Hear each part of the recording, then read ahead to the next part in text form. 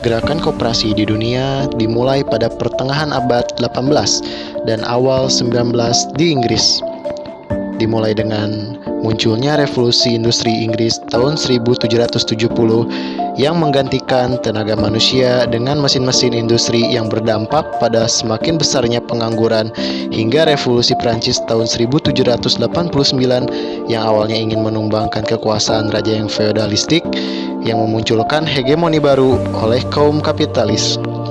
Semboyan liberté, égalité, fraternité yang artinya kebebasan, persamaan, kebersamaan yang semasa revolusi banyak didengungkan untuk mengorbankan semangat juang rakyat, berubah tanpa sedikit pun memberi dampak perubahan kondisi ekonomi rakyat. Manfaat liberté yang artinya kebebasan hanya menjadi milik mereka yang memiliki modal untuk mendapatkan laba yang sebesar-besarnya. Égalité dan fraternité yang artinya persamaan dan persaudaraan hanya milik mereka yang merupakan masyarakat lapisan strata sosial tinggi atau pemilik modal kapitalis.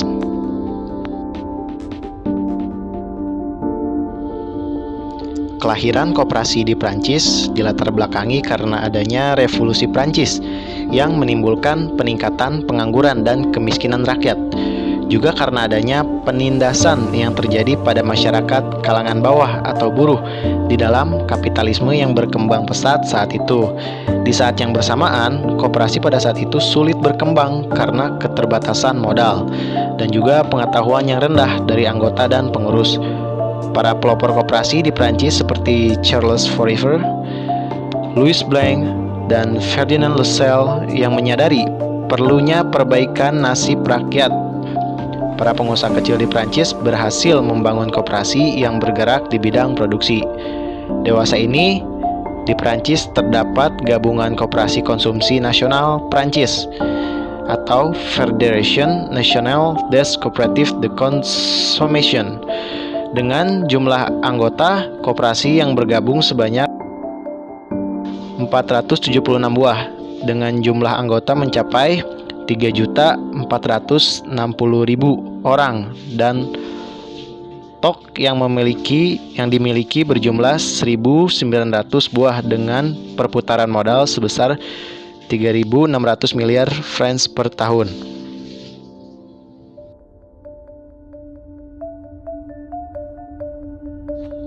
Latar belakang berdirinya koperasi di Inggris juga karena revolusi industri yang menyebabkan peningkatan pengangguran. Koperasi di Inggris didirikan di Rochdale tahun 1844. Koperasi ini dipelopori oleh 28 anggota dan koperasi ini dianggap sukses, didasari semangat kebersamaan dan kemauan untuk berusaha. Langkah yang dilakukan sebelum membentuk sebuah satuan usaha yang mampu mempersatukan visi dan cita-cita, mereka mulai dengan menyusun pedoman kerja dan melaksanakan sesuai dengan ketentuan yang telah mereka susun bersama. Rochdale Equitable Pioneers Cooperative Society menyusun prinsip-prinsip koperasi yang meskipun masih sangat sederhana, tetapi prinsip-prinsip ini telah menjadi tonggak sejarah bagi gerakan koperasi di dunia. Prinsip koperasi Rochdale ini telah dibakukan oleh ICA dan disampaikan dalam Kongres ICA di Paris tahun 1937. Prinsip-prinsip tersebut adalah 1. Keanggotaan bersifat terbuka. 2. Pengawasan secara demokratis. 3. Bunga terbatas atas modal anggota. 4. Pengembalian SHU sesuai dengan jasa pada koperasi. 5. Barang-barang hanya dijual sesuai dengan harga pasar yang berlaku dan harus secara tunai. 6. Tidak ada perbedaan berdasarkan ras, suku, bangsa, agama, dan aliran politik. 7. Barang yang dijual adalah barang yang asli dan bukan barang yang rusak atau palsu. 8. Pendidikan terhadap anggota secara berkesinambungan.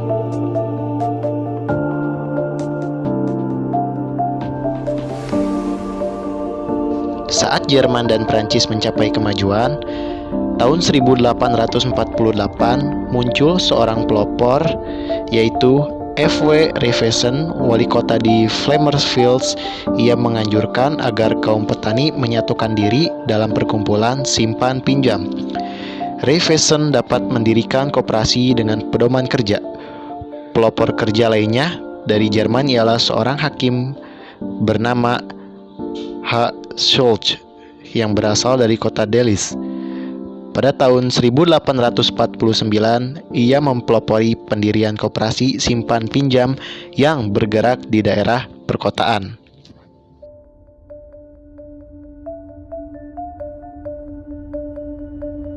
Jumlah koperasi di Denmark meliputi 30% dari seluruh penduduk Denmark. Hampir sepertiga penduduk pedesaan Denmark yang berusia antara 18 sampai 30 tahun belajar di perguruan tinggi. Dalam perkembangannya, tidak hanya hasil pertanian yang didistribusikan melalui koperasi, meliputi pula barang-barang kebutuhan sektor pertanian itu sendiri.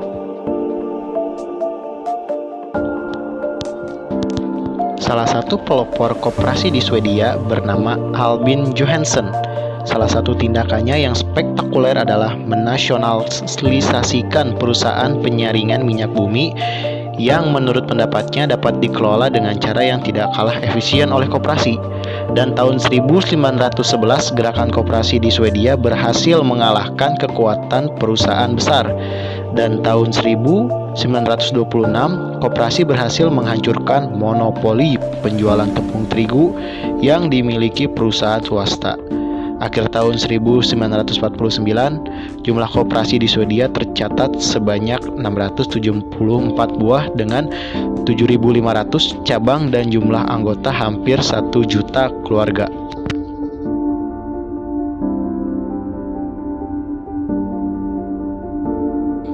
Keadaan ekonomi Amerika Serikat pada pertengahan abad 19 hampir sama dengan negara Inggris.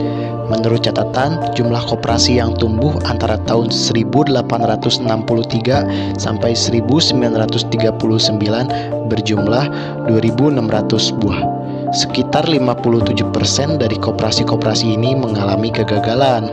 Dalam perkembangannya ada banyak jenis koperasi di Amerika Serikat. Di daerah pedesaan antara lain dikenal adanya koperasi asuransi bersama, koperasi listrik dan telepon, koperasi pengawetan makanan, koperasi simpan pinjam, dan koperasi penyediaan benih. Sedangkan koperasi di perkotaan seringkali menyelenggarakan toko-toko eceran, koperasi kredit, dan koperasi perumahan. Di Amerika Serikat juga berkembang koperasi rumah sakit dan koperasi kesehatan. Alfonso memulai usaha simpan pinjam dengan mendirikan semacam bank rakyat pada tahun 1900 di Lévis, Quebec, dengan menggerakkan kegiatan menabung di kalangan petani maupun buruh dan selanjutnya meminjamkan kepada anggota yang membutuhkan.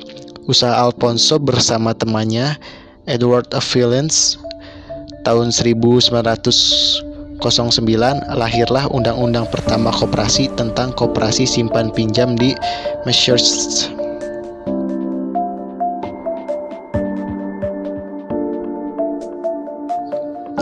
Koperasi pertama yang didirikan di negara Jepang tahun 1900, 33 tahun setelah pembaharuan oleh Kaisar Meiji. Cikal bakal kelahiran koperasi di Jepang mulai muncul ketika perekonomian uang mulai dikenal masyarakat pedalaman. Gerakan koperasi pertama mengalami kemajuan yang pesat tahun 1930-an, khususnya ketika penduduk Jepang mengalami krisis ekonomi yang melanda dunia dalam periode 1933. Di Jepang ada dua koperasi pertanian. Yang pertama, koperasi pertanian umum yang bekerja atas dasar serba usaha. Yang kedua, koperasi khusus yang menyelenggarakan satu jenis usaha seperti koperasi buah, koperasi daging, koperasi ternak, bunga-bungaan, dan sebagainya. Perkembangan koperasi di Korea, khususnya koperasi pedesaan, dimulai pada awal abad ke-20. Di Korea ada dua jenis organisasi pedesaan yang melayani kebutuhan kredit petani, yakni Bank Pertanian Korea dan Koperasi Pertanian. Tahun 1961, Bank Pertanian Korea dan Korea Pertanian digabung menjadi satu dengan nama gabungan Koperasi Pertanian Nasional atau National Agricultural Cooperative Federation, disingkat NACF, yang bertugas mengembangkan sektor pertanian, meningkatkan peran ekonomi dan sosial pertanian, serta menyelenggarakan usaha-usaha peningkatan budaya rakyat.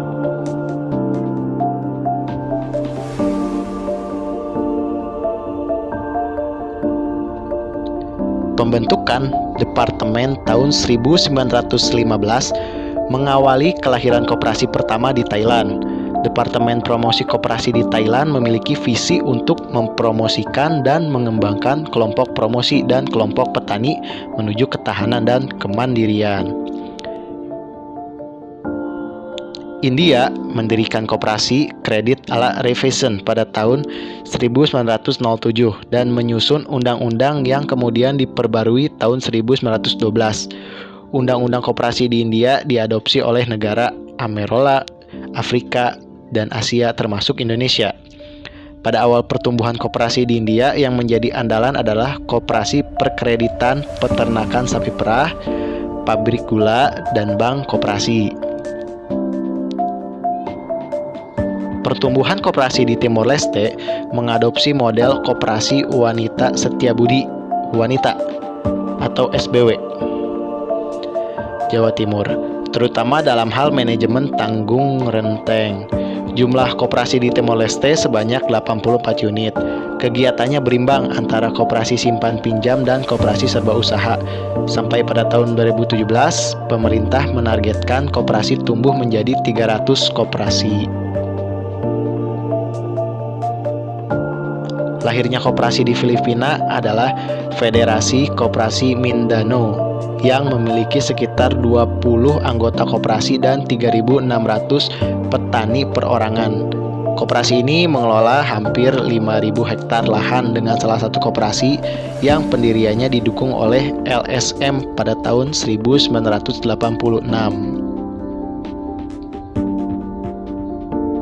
Gerakan koperasi di Malaysia diperkenalkan pada tahun 1909 oleh pemerintah kolonial.